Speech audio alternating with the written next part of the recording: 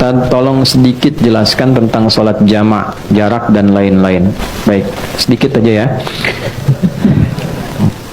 Jama' artinya menggabungkan dua hal dikerjakan dalam satu waktu. Contoh, sebentar lagi kita akan sholat zuhur.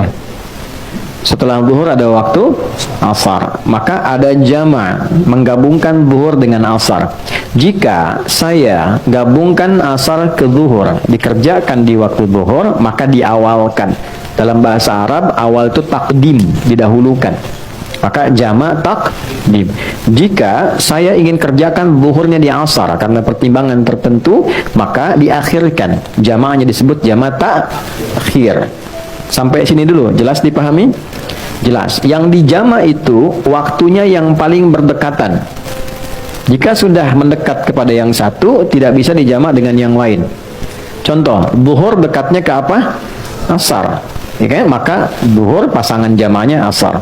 Karena asar sudah dengan zuhur, maka asar tidak boleh dengan maghrib.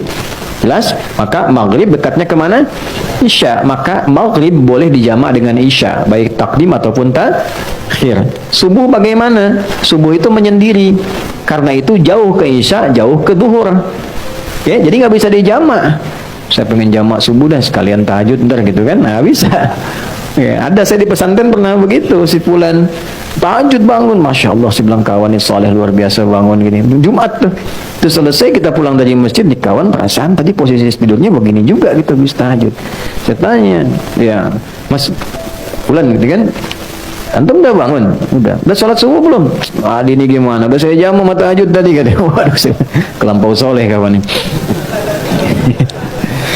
Jadi, ini subuh nggak bisa dijama karena itu jaraknya jauh ke isya, jauh ke zuhur. Jelas sampai sini? Baik. Untuk kondisi menjama' ini ada dua kondisi. Satu kondisi disebut masafah, jarak yang terjadi dalam perjalanan. Mau menempuh perjalanan, jaraknya cukup jauh. Jarak ini dulu jauh itu diukurnya dengan batasan farsakh. Ukuran batasan jarak kurang lebih 3 farsakh. Kalau di kilometer kan kurang lebih 80 atau 82 kilometer lah untuk sekarang. Jadi setiap perjalanan yang melewati batas itu dengan jarak itu disebut safar namanya. Ya, kalau dari sini mau ke warung bukan safar, ya itu dah.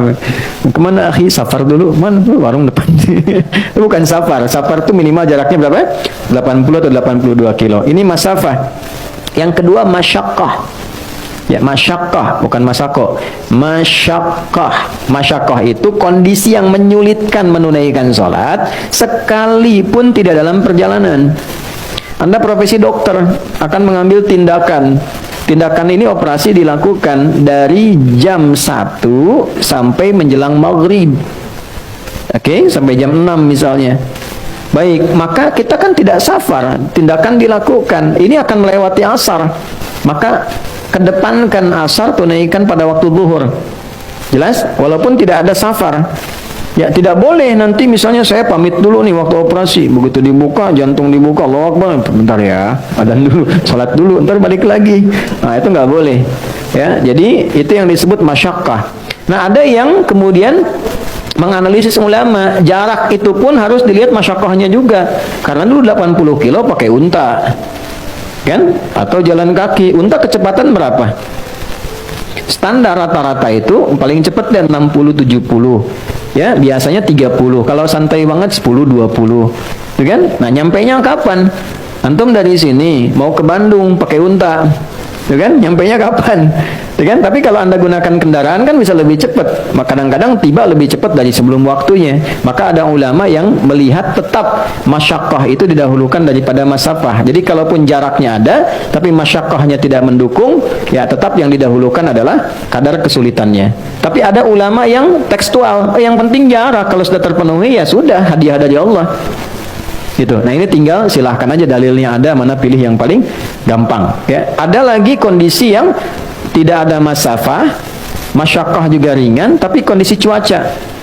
Misal Anda biasa ke masjid nih, ya jamaah maghrib sudah ke masjid, tiba-tiba mau isya hujan besar begitu, geledeknya di mana-mana, ya kan? Nah, itu boleh dijama' seketika juga. Jama' sama dengan isya, lalu pulang isya nggak ke masjid lagi.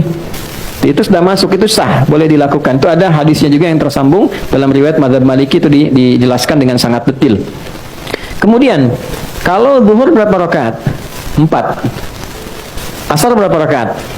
4. Kalau saya jamak, dahulukan asar, takdim ke zuhur, ditunaikan 4-4. Maka disebutnya namanya jamak kamil, sempurna, 4 rakaat. Jelas ya? Yang kedua, ada kondisi, ini saya sedang nunggu nih pesawat. Saya mau berangkat, sudah di Halim atau di Soekarno-Hatta, nunggu. Kalau saya paksakan 4, saya ketinggalan pesawat. Ya, maka apa yang terjadi? Ya, wa idza darabtum fil ardi falaysa 'alaikum junahun an taqsuru minas shalah. Quran surah keempat ayat 101. Tidak ada salahnya kalau engkau khawatir dalam perjalanan engkau mengkosor. Kosor itu mengurangi, memotong. Ya, dikurangi itu jumlahnya mesti genap, harus selalu genap.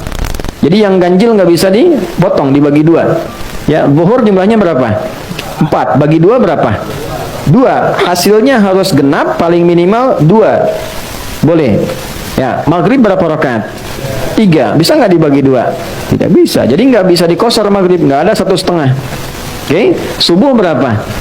2. Sudah batas minimal, nggak bisa dikosor lagi. Udah 2 dikurangin lagi gitu kan? Nggak bisa.